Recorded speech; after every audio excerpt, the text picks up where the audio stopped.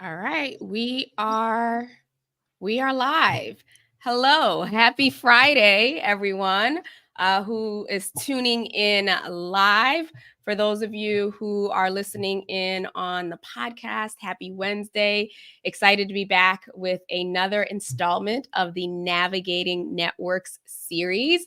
If you are completely new to me, again, I am Sabine Gedeon. I am the founder of Gedeon Enterprises, a professional development and coaching firm, and obviously the host of Power, Purpose, and Prosperity. And today I have another fabulous powerhouse who will be talking all things networking. We had a wonderful conversation a little while back, and it turns out she's just as passionate, of course, about networking as me, and also had to learn the value of networking in a very similar manner. And so I will introduce you to Molly Creese, who is the CEO and founder of We Network Services, LLC, a company focused on professional development, helping business women quantum leap in their careers and businesses through strategic coaching, network building, and women empowerment events.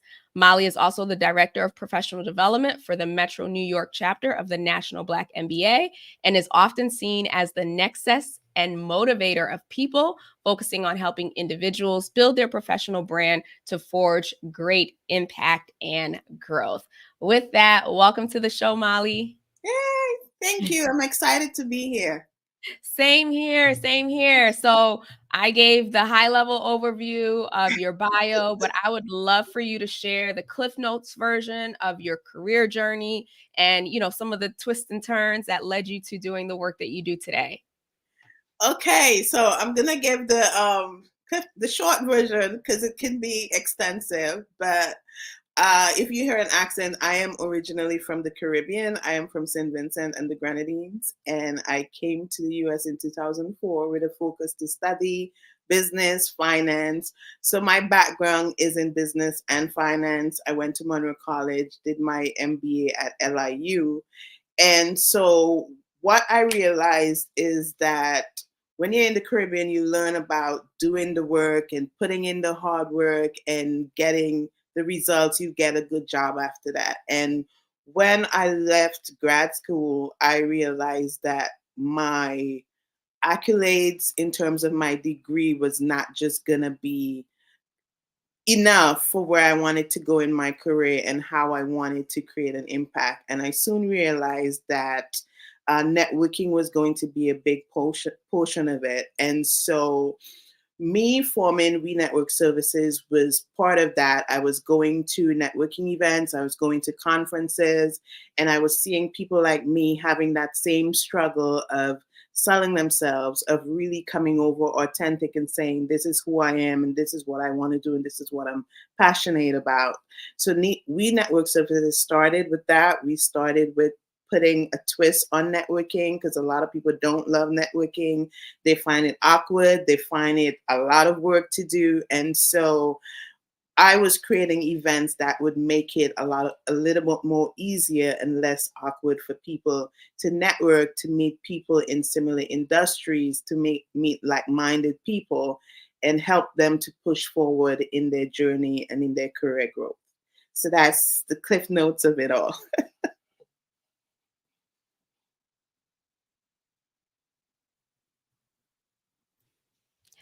I love it. Of course, I put myself on mute so you didn't hear the typing. But thank you so much for sharing that, a fellow island girl. So I love that we're having this conversation and, we're halfway across the country from each other. But nonetheless, I'm glad we've been able to connect. And so you've touched on a really important point around the hard way of realizing that like networking was important, but then also realizing that so many people dislike networking. And I know I say everything post-pandemic, pre-pandemic, but then people still say that we're in the pandemic, even though I don't think that that's true. But post that or pre that era, there was a stigma around networking, or there was a way of networking that a lot of people apparently didn't feel comfortable with. Post the pandemic, I feel like there's been an opportunity to redefine how we network, how we build relationships. I usually say relationship building because I know people get really upset when they hear the word networking, but Yeah. nonetheless, it is such a critical key to our success, regardless of whether we're in business or whether we're in corporate. So I'm curious in terms of some of the resistance that you've gotten, or maybe not resistance, but the fears that people share when it comes to networking. What are some of those?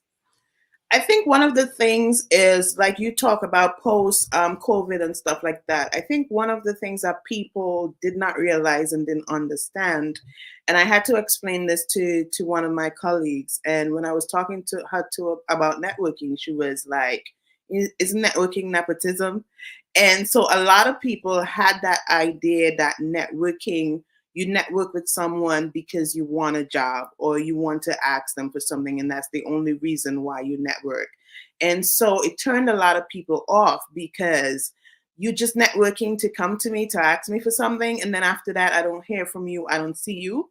And some people still do that, but I look at networking, like you said, as relationship building. And when you're building a relationship, whether it be social or in dating or whatever, you're trying to get to know that person. You're trying to see if that person aligns with your values and aligns with what you wanted to do. And so it's not a one-way relationship, it's a two-way relationship. And so getting that understanding of networking and going into it for the right reasons, I think is going to be people is going to gravitate to networking better if they understand that better. I think also too, one of the issues is that you have some people who are not accustomed to putting themselves out there. You might be an introvert. You might be someone who don't like going into a crowd and just talking about yourself. A lot of women face that. We don't like talking about ourselves. We feel it's bragging, it's boasting, we're showboating, and so we shy away from it. But I always say go into networking as a conversation. You're just having a conversation. Yes, the questions are going to come up, what you do, why you do it, what you're involved in. But if you enter into it like an organic conversation and you just be yourself about it, it's not going to come off as robotic and it's not going to come off as daunting as some people find it to be. Great points. Thank you for sharing that. So I love the start of it is that like you don't start networking or you don't create the intention to network because you need something. It's almost like that saying that like the best time to get a new job is when you have a new job. Like you don't wait until you need it to start doing that. So that's an important piece. There's the always be networking, right? And it's Yeah. really just always be creating relationships. Like, and it doesn't we're saying networking, and I know one of the things that are usually anchored in people's minds are, oh, networking. I'm going to an event. I'm exchanging business cards. I'm being asked, what do you do? And I have to figure out my 30-minute elevator speech or pitch or 30-second. No, please, no one, no one create a 30-minute one. A 30-second elevator pitch or whatever. And really essentially that's not what this environment is anymore. I mean, I do a lot of networking. Matter of fact, I have to tell the audience, when I decided I wanted to do this series, I went on and I was looking for, okay, who in my network is like, this is their bread and butter. Like, this is what they do. This is what they talk about. They are comfortable. They are confident when it comes to networking. And I don't believe that we were first connections at the time, but you were mutual connections, or we had several mutual connections. And so I just simply reached out to Molly. I was just like, hey, I'm looking to do the series during Women's History Month. We're going to focus on networking, how we can help women, ease into it, gain the tools, the practical tips to do it. Would you be willing to come on? And she said yes. And here we are today. And so in this case, yes, I went to her because I needed something, but also I know me, right? And if you've been around me for a long time and you've listened to the show a long time, Molly's going to be in my life for a long time. She may have not known it when she accepted that request, but she is going to be in my life for a very long time. So, you have to look at it as, okay, maybe the initial outreach, maybe because you need something, but also with the mindset of maybe if I have to be the one to ask for something in the first time around, what am I going to do, or what am I prepared to give back to support this person in whatever endeavor it is that they're focused on. So Yeah. thank you for sharing that. And I love that you said that, because I always say I segment my connections, and there are direct connections and there are indirect connections, because we're networking virtually and we're also networking in person.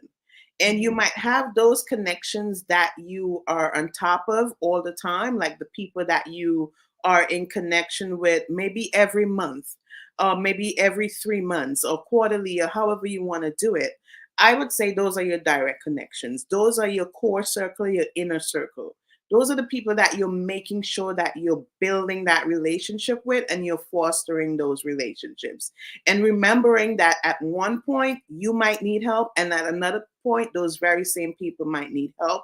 And being able to do that barter exchange and really foster that relationship is what I say is going to be very important.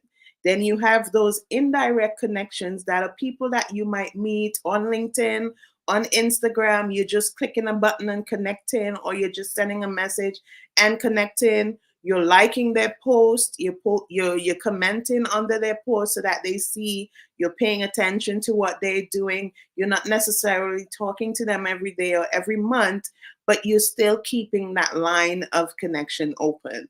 And those indirect can become direct at points. Case in point, me and you, for an example.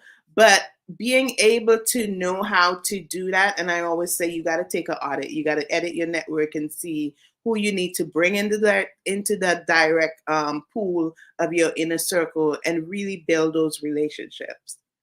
Absolutely. And I love that you shared that. I've shared this before on the show. I have a similar framework where it's like your Fab Five, right? Like the closest people to you, or the people closest people to you, because they say the people that you spend the most time with, right? You're the sum of the top 5 people that you spend the most time with.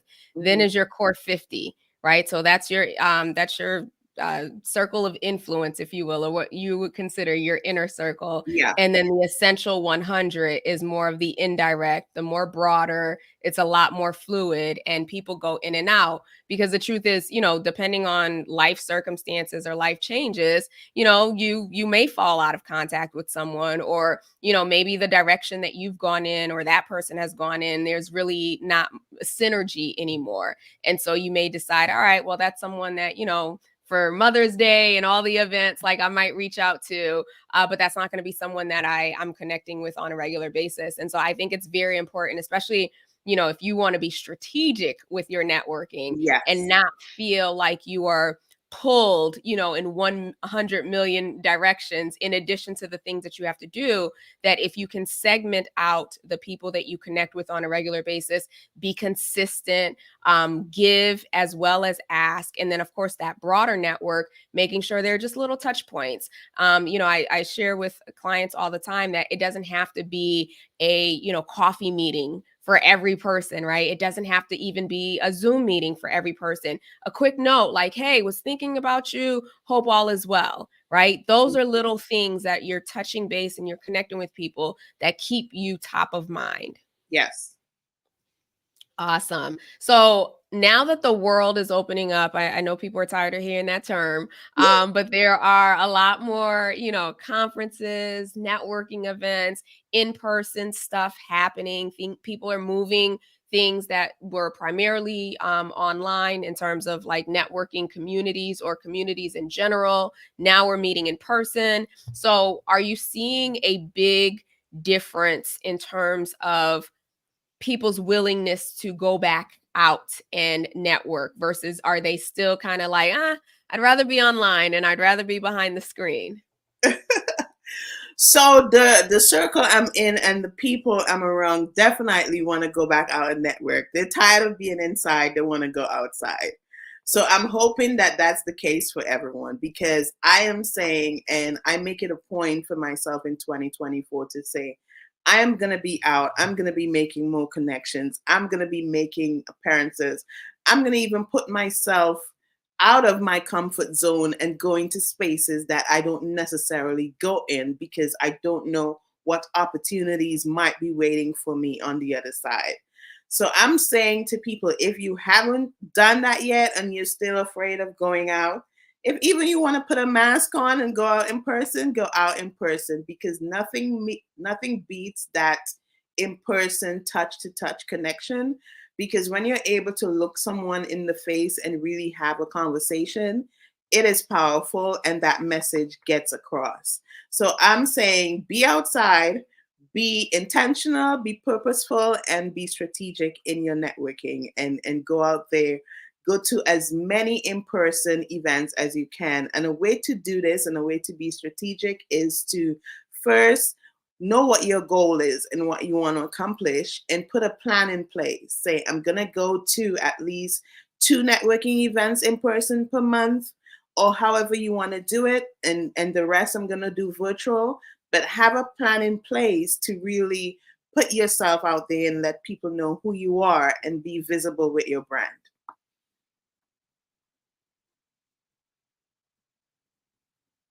Yeah, I love that. I've shared this recently with another guest. I realized at some point during the pandemic that I developed this social anxiety and I didn't want to be out. And so I recently broken through that, praise God.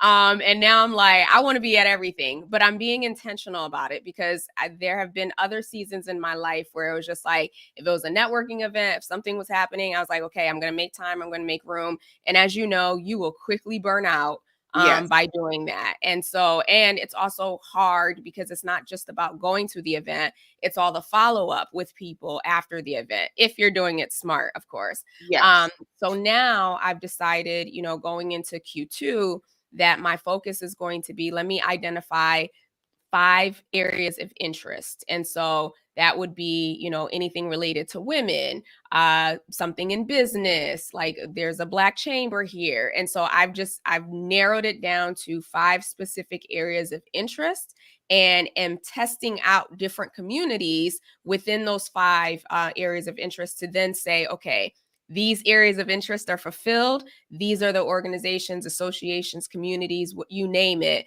that I'm going to commit to building relationships with people there. And so for some people, you might be thinking, okay, I don't have time for 5, and that's fine.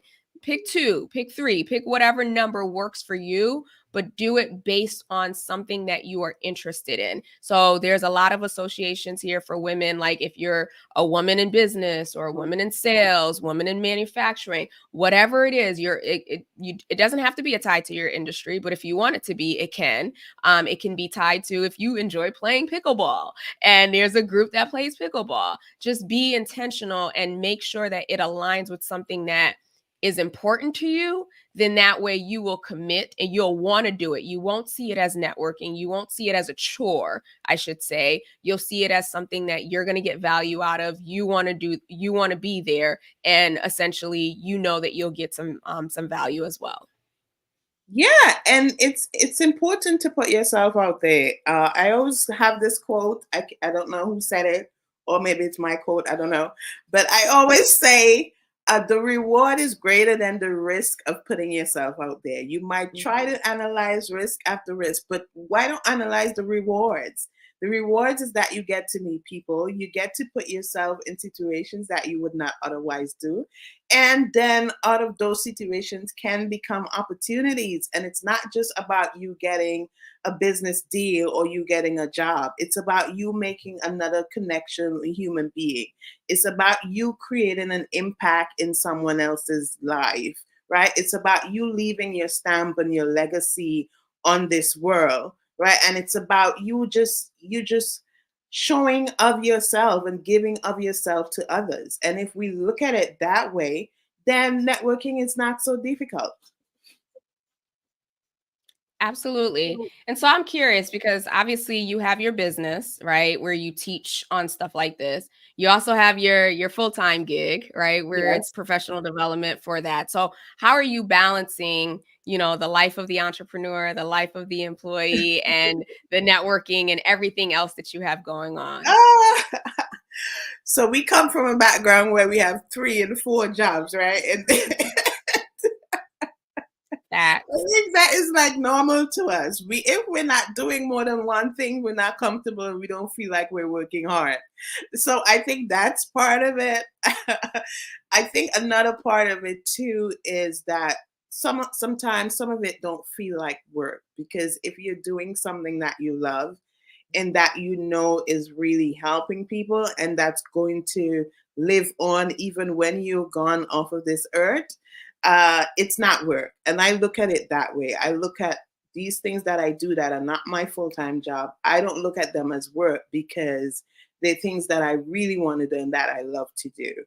My full-time job is in accounting and finance, because that's my background and stuff like that. But I've been mentoring and coaching for a long time because my upbringing is of a Christian home background upbringing, teaching Sunday school, worship leading, Bible study, all of that stuff. So I've always been in the area of leading and teaching and wanting to help people. And so transitioning that kind of a skill into coaching and being able to talk to people and listen to people and be able to touch them in a way that no one else would. That in itself is a testament to how doing that kind of a work can have that great impact in people's lives. And so it's not work for me when I'm doing it. So that's kind of how the balance goes. Yeah, so it sounds like in those instances, because you're in flow, right? Like it's not draining your energy. So you have an unlimited resource to be able to Yes, do it. but I also have to remember that it do drain your resource, because in the way I coach and when I coach, I give all of myself. And sometimes when you finish with a coaching session, you literally have to go and sit down and recollect yourself. And so what is important for me to do is to take that 5 minute, that 10-minute break when I want to do some yoga, or I get up and I go outside and I take a walk in the park, and you just clear your mind, clear your head. It's important to do that self care and to take that personal time. So you might not have a lot of time to do that, but it's important to do that. Whether it be 5 minutes, 10 minutes, half an hour, it's important to do that. Factor in some times for your friends as well, for your family, and make sure that you are balancing personal and professional. Because if it's just professional, then you're going to be drained, you're going to be burned out. Absolutely. I have the badges to to prove it and back that up. So shifting gears just a little here, obviously we're doing this LinkedIn Live, and I talk a lot about LinkedIn. I will say I am not a LinkedIn trainer. I have just been on the platform for a very long time and am very active. So Mhm. what role does LinkedIn play for you with regards to networking, building relationships, supporting you both personally and professionally? LinkedIn is a big part of it. I've met some really amazing people on LinkedIn. And we have AI today in our phones today. One of the apps on my phone is LinkedIn, and I check LinkedIn every day. When I'm leaving for work and I'm on the bus going to the train station, I'm checking my LinkedIn to see what updates are there. And so what I've done is that I've made it a part of my to-do list every day. Every day I create a to-do list, and networking is part of it. And LinkedIn is part of that networking. So I develop a strategy where I will go on LinkedIn, whether it be for 2 minutes or 1 minute, 3 minutes, however long I have, and I will scroll through. There's some little buttons that you can click on, and it says top and it recent. I will click on the recent to see what recent posts there have been, who post, what posts I agree with, and I will either like or make a comment. And then LinkedIn is really good at giving you people that you should connect to. So what I do is that I go and I look at those people, I look at their profiles, I see if they align with what I'm looking to do, and I connect with them. I send them a quick note. And there are also people that would reach out to you and say, hey, I would love to connect. I've seen your profile, I've seen the great work that you're doing. I would love to connect. You have to be strategic and be able to decipher those, because some of them are usually sales messages as well. So you have to learn how to be able to weed those out, and if it's something that you want, okay. And so LinkedIn is a big part of my virtual networking component of networking. And yeah, like I said, I do it every day. I love that. I love that it's part of your daily process. And I think it makes it easier to be consistent when you have a set time that you're in there on a regular basis versus Yeah. if it's just like, oh, okay, when I get a break or when I'm on lunch or when I'm whatever, and then you don't actually take that time. Do you spend a lot of time, as far as obviously you're connecting with people, but with regards to the platform, have you implemented any strategies that are specific to, either, creating your own newsletter or responding to those like subject matter expert prompts? Like that's Yeah. something that I've seen that people have been using to kind of build their leadership Their or brand. brand Yeah. voice. Yeah. So if you want Do you to build, subscribe to any of those, or has that been impactful for you? definitely, if you want to build your online presence and you want to build your brand, you definitely have to be active and you have to create a schedule. And I love LinkedIn because before that, I was writing and I was doing blogs and stuff. And when they brought in the write article portion of it, I was happy because I was like, okay, now I can push out an article maybe every month or every 3 months or when I want to. And so I think I've written like 10 or 12 articles so far since I've done that. I've called it Molly's Tasty Content or something like that, where I will talk about career, talk about job search, I'll talk about networking. I'll do some articles where it's motivational, like a recent one I did about standing in who you are, where I referenced the Lion King and Black Panther in the saying "Show me who you are." So I do those kind of articles because I think they're important and people read them, because sometimes people need to see that. They need an article, they need an outlet where they can read something and gain some information. And I think it's important to do videos as well so that people see you talking. These kind of things is why people are going to see that you are an expert in your field, an expert at what you do. This is going to allow people to reach out to you for opportunities and to come in your inbox and say, Molly, can you be part of my podcast and stuff like that too. And so I have a podcast as well that I call the Network Hour, where I talk to women as well about various different topics, and I post it on Facebook so that other women can see and enjoy that and get information out of that. So it's definitely a good platform for you to build your personal brand, because a lot of recruiters, when they're looking for you for job, they look at your LinkedIn. When someone is looking at you to speak at their conference or whatever, they look at your LinkedIn. And then stuff like this you can put on your featured on your profile, and all of this can be featured so that when people go to it, it's right there for them to see what you're doing and what you're involved in. And I think it's very important for visibility and building your brand. So yeah. Absolutely, absolutely. And that goes back to what you mentioned before, right? So some of the hesitance that people have is I don't want to put myself out there. Like I don't want to sound like I'm bragging or anything like that. And it's just like Do it on no one will. LinkedIn. Yeah, exactly. And the thing is, like, no one will know if you don't tell them. Like Exactly. that's the bottom line of it. It's almost like you have to tell them. You think about, especially when we're younger. I don't watch TV too much now. Like, how many times was there a McDonald's commercial? How many times was there a car commercial? How many times did you like hear or watch the same thing over and over again until you knew the jingle, you knew the words, you knew the Yes. script, you knew all that stuff, right? Like that's the same thing. Like that's how you build that recognition so that people know what it is that you have going on. The guest that I had a couple weeks back, Aria, when I asked her about her usage of LinkedIn, she was just like, I've only been on the platform for about 3 or 4 months. And I thought, well, we had been connected for a very long time.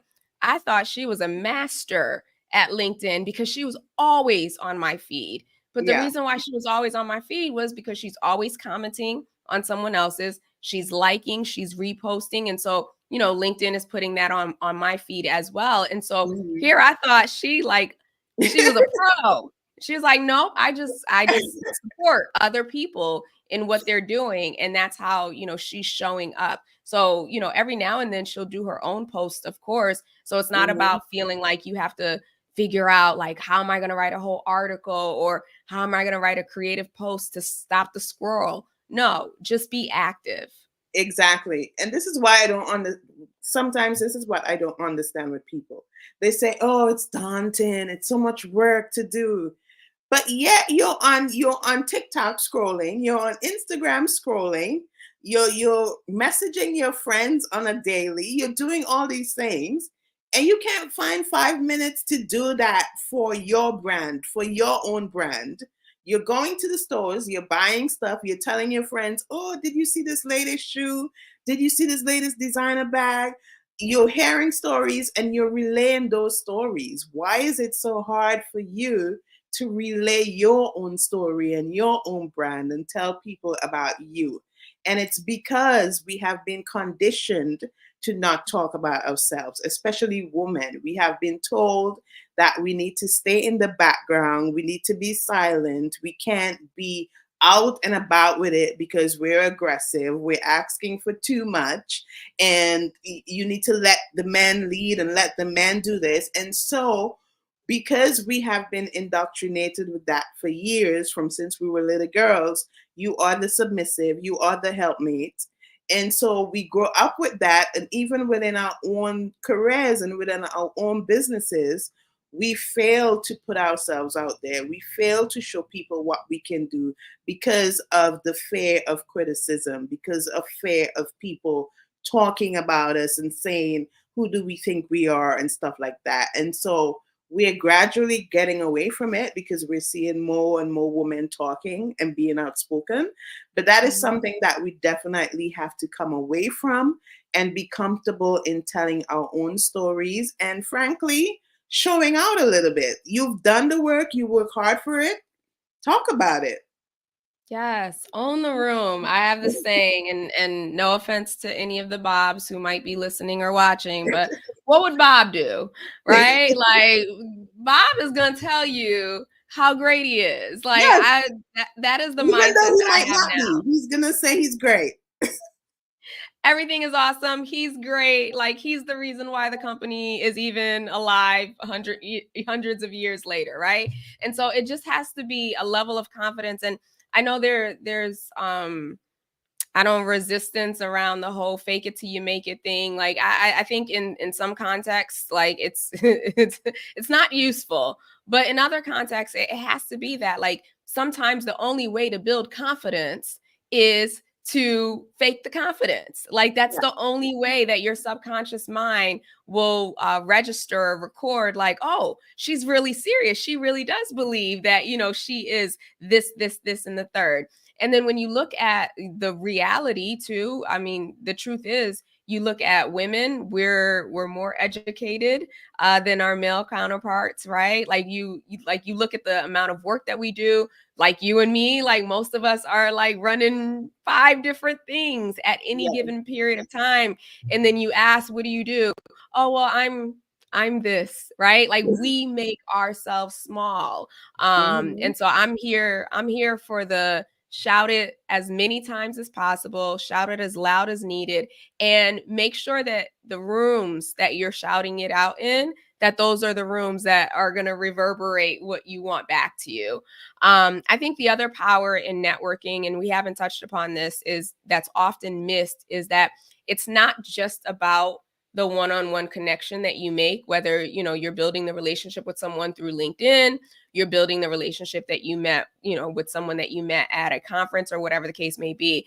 The thing is, like, one thing that I always ask people, especially if they're business owners, once we do like a virtual coffee, is okay, how will I know the right customer for you? Like what will that person be going through so that when they tell me this, I'll know that that's the right person for you.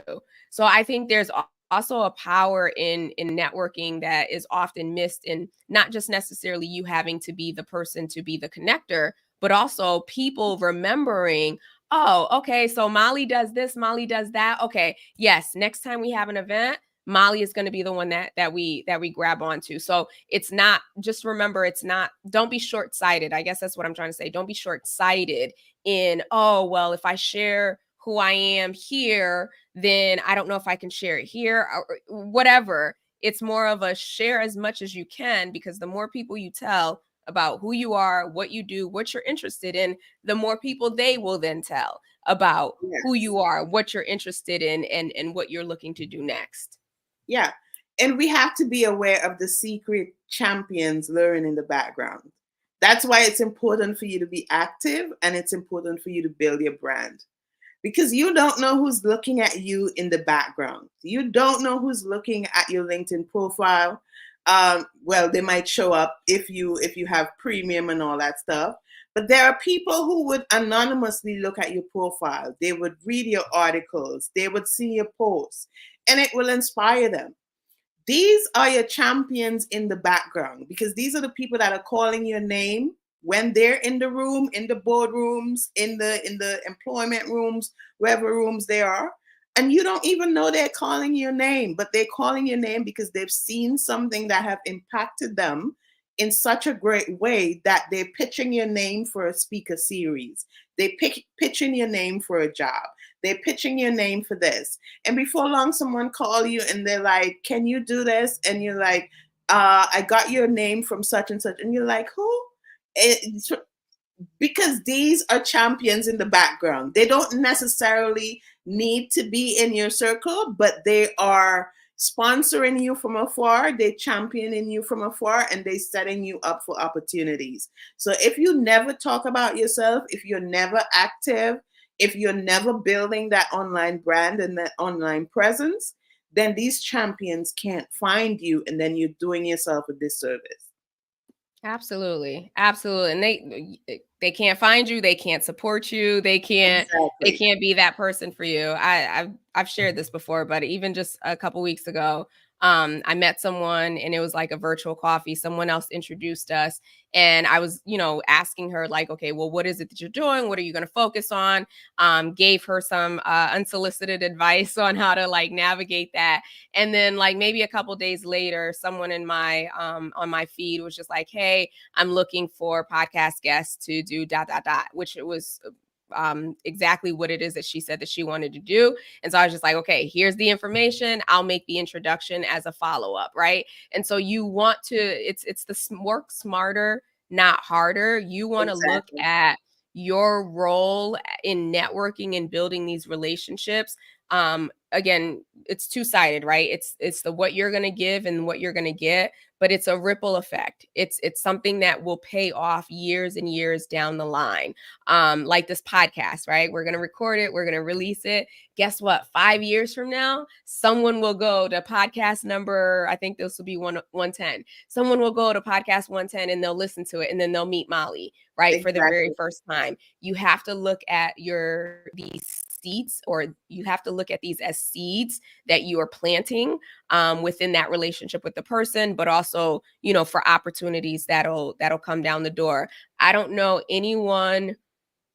I personally don't know anyone. They may exist, but I don't know anyone personally who has really advanced in their careers or in their businesses without the support of others.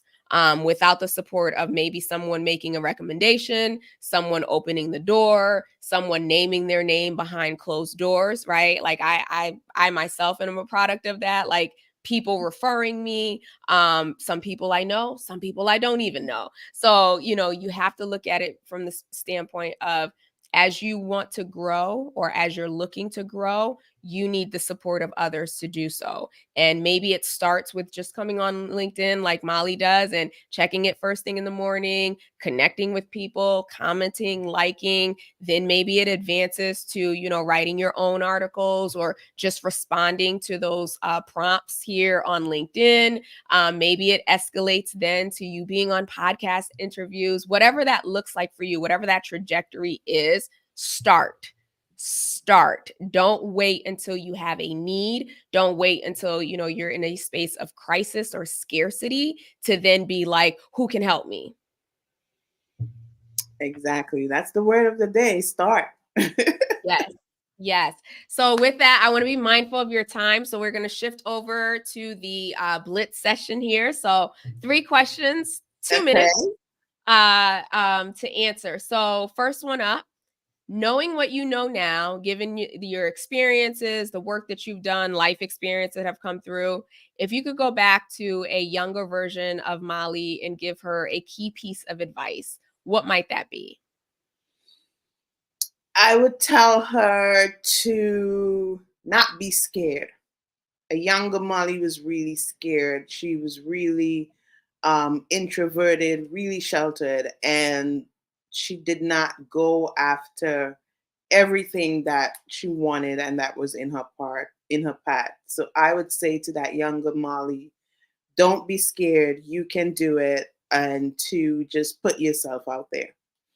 I love that. I love that. And as we look ahead, right, with everything that you're doing now, everything that you hope to do and accomplish, when you're looking back over your life and everything that you've done, what do you want the narrative to be? Oh, I want the narrative to be when I'm no longer here. I want people to, well, people are going to miss me, of course, but I want the narrative to be that she did a good work and she touched a lot of people's lives. That's what I think that's what I've placed here on this earth to do, to make it better than when I came and how I found it. And so I want to leave it better. And being able to leave it better is to leave ducats, leave potions in people's life that can carry on from generation to generation. And so being able to touch someone, whether it be through my coaching session, whether it be through the events I have, through the partnerships I have, I want to be able to touch people and leave that legacy that she did a good work and she helped a lot of people. And that should be what I leave when I left this earth. I love that. Very honorable legacy to leave. And then lastly, have there been any books or a book in particular that has been pivotal for you in your development, whether personally or professionally? So this might be simple, but I really love John C. Maxwell, How Successful People Think. I think I read it like about once every 3 months because sometimes you need a quick pick me up to remind you of certain things. And when you feel like you're shifting into some negativity gear, you need a book that's going to pick you up and put you back on track. And this is a quick read, and that is why I love it. I also Awesome. love Tuesdays with Mari by Mitch Mhm. Albom. And I love it because he was talking about taking time. He was teaching this young guy and he was saying one of his regret and talking about taking time to smell the roses. And a lot of times we are going so much in life that we forget to pause and we forget to take time to smell the roses. And so we don't take that time until an illness stricken us. And then we are forced to take that time. And so I'm saying, don't be forced to take that time. Remember to take that time before it gets down to that and really smell the roses, take a walk in the park, join a gym, do something that you didn't want to do, jump out of an airplane, whatever you want to do. Take that time to enjoy life and enjoy yourself. Oh, I love that. 2 very inspirational books. I actually have the John Maxwell one. It's been a while since I read it, and that's like one of the few books now that I have on hard copy. So yay, I can check that one off my list. And then I will add that second one because that sounds very inspirational and a wonderful reminder, especially now that spring is starting to spring. Yes. A physical reminder as well as a more mental, emotional reminder as well. And when you were saying that, like the vision that I had was like my dog. And so he's a little Shih Tzu, and I kid you not, he always stops to smell the flowers. At some days I'm kind of like, all right, we gotta go, we gotta hurry up. And nope, he's gonna stop and he's gonna smell the flowers. And so that forces me. He's my Yeah. conscious there and forcing me to do so as well. Sometimes we can learn from our pets. We can learn from them.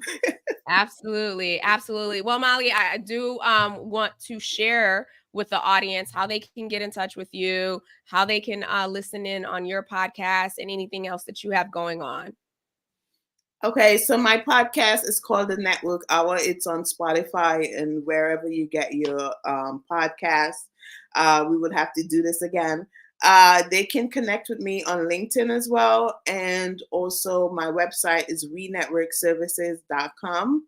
I have a few things in the pipeline coming up. I am on right now. I'm putting all the legal paperwork and every stuff together, and I'm going to have a women nonprofit organization that's going to be about empowerment, elevation, bridging the gap between next gen leadership. And so I'm really excited about that. So you would see more about that on my LinkedIn and on all my platforms. And so, yeah, connect with me on LinkedIn, and I would love to hear from you. Awesome. Awesome. All right. So we will be, for those who are listening in on the podcast, you can find all of the links to connect with Molly on in the show notes. And when you do connect with her on LinkedIn, be sure to send a note, let her know that you heard her on the Power, Purpose, Prosperity podcast. And so one, so that she'll accept, and then two, so that you have some common ground to begin a conversation and a relationship with. So we will include all those links in addition to the links to the books. Molly, thank you so much for coming on today and sharing your experience, your knowledge, and your expertise. Before I let you go, is there any last words of wisdom that you want to leave with the audience? This was awesome. Thank you so much. I want to say, let's see if I have a quote here. It's not about what you know, but it's about who knows you, and who can vouch for your value. So put yourself out there, be intentional, be purposeful, let people see who you are, and let those champions there that are lurking in the background, give them an opportunity to offer you opportunities. And I'm going to leave it Ooh, at that. love it. Mic drop moment. All right. For those of you who are listening on the podcast, we will be back next week with another fabulous female powerhouse. And of course, if you watched this live or you're watching the replay, please feel free to leave your comments, your questions in the chat, and either Molly or myself will respond accordingly. With that, have a wonderful rest of the day and weekend, and we will talk soon. Take care. Thank you. Bye, everyone. Thank you.